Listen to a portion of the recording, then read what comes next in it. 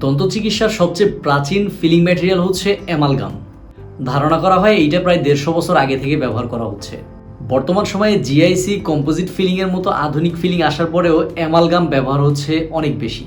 আজকের ভিডিওতে আমরা অ্যামালগাম ফিলিং নিয়ে বিস্তারিত আলোচনা করব। আমি ডেন্টাল টেকনোলজিস্ট কবির আহমেদ আসি আপনাদের সাথে। চলুন ভিডিও শুরু করি।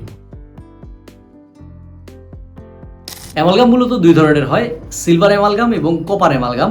এর মূল উপাদান হচ্ছে silver, copper, tin, zinc, mercury. এছাড়াও কিছু অ্যালয় পাউডার পাওয়া যায় জিঙ্ক ফ্রি।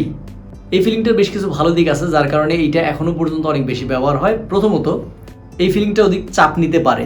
মোলার দাঁত বা মাড়ির দাঁতে এগুলো ব্যবহার করলে এর সুবিধা বোঝা যায়, কারণ আমরা মাড়ির দাঁতে অনেক বেশি চাপ দিয়ে খাবার খাই, আমাদের চিবানোর যে কাজগুলো আছে এগুলো মাড়ির দাঁতই হয়ে থাকে। এই ফিলিংটা প্রস্তুত করাও বেশ সহজ। আধুনিক কম্পোজিট ফিলিংয়ের থেকে এই ফিলিংটা দ্রুত সময়ে প্রস্তুত করা যায় এবং সেট করা যায়।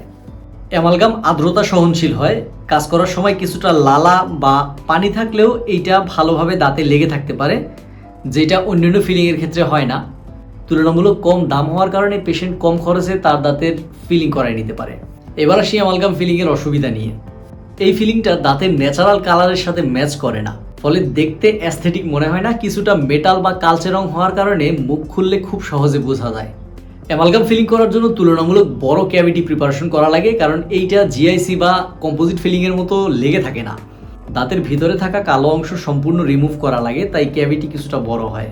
এই ফিলিংটার থার্মাল কন্ডাক্টিভিটি অনেক বেশি, তাপ পরিবহন ক্ষমতা অনেক বেশি অ্যামালগামের। ঠান্ডা বা গরম খাবারে কিছুটা সংকোচন বা প্রসারণ হতে পারে অ্যামালগামে। অনেক সময় এর ফলে দাঁতে ফাটল তৈরি হয়।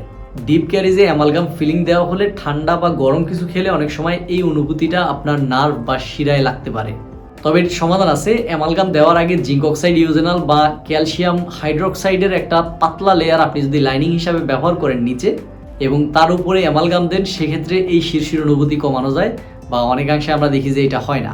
অ্যামালগাম ফিলিংয়ের ভিতরে থাকা মার্কিউরি বা পারদ নিয়ে এখনও আলোচনা সমালোচনা আছে। ফিলিং দেওয়ার সময় পারদের অতিরিক্ত অংশটা খুব ভালোভাবে বের করে দিতে হয়। যদি এটি শরীরে যায় তাহলে নানা ধরনের স্বাস্থ্য ঝুঁকি তৈরি করতে পারে। বিশ্বের বিভিন্ন দেশে অ্যামালগাম ফিলিং ব্যবহার করা হলেও নিরাপত্তা ঝুঁকির কথা মাথায় রেখে বহু দেশ এই ফিলিংটা ব্যবহারে নিষেধাজ্ঞা দিয়েছে। গর্ভবতী নারী বা দুগ্ধদানকারী মা এবং ছোট শিশুদের ক্ষেত্রে অ্যামালগাম ব্যবহার না করাই ভালো। আপনার দাঁতে কোন ফিলিংটা সবচেয়ে ভালো রেজাল্ট দিবে এইটা আপনার ডেন্টিস্টই ভালো বুঝবে। আপনার দাঁতের কন্ডিশন অনুযায়ী এইটা আপনারা উনি রেকমেন্ড করবে। বর্তমান সময়ে অ্যামালগাম ফিলিংয়ের চেয়ে কম্পোজিট ফিলিংয়ে আমরা বেশি গুরুত্ব দিচ্ছি। আপনিও আপনার দাঁতে চাইলে কম্পোজিট ফিলিং লাগাই নিতে পারেন।